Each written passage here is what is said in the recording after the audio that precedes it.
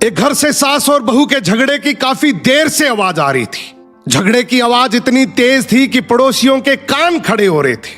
पड़ोसी मजे ले रहे थे। झगड़ा खत्म होते ही बहू किसी काम से बाहर आई तो पड़ोस की एक बूढ़ी औरत आई और बोली, बेटा तेरी सास तो कुतिया का मेल है, अगर ऐसे ही चलता रहा तो तेरा तो जीना हराम हो जाएगा।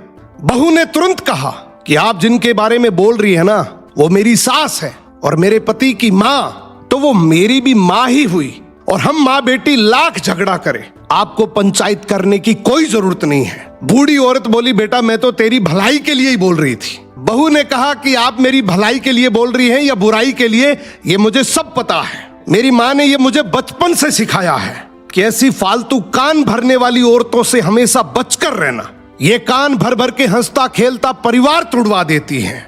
दादी सब समझ गई और बड़बड़ाते हुए वहां से चली गई। अब बहू जैसे ही घर आई अपनी सास को सारी बात बताई। ये सुनते ही सास की आंखों में आंसू आ गए।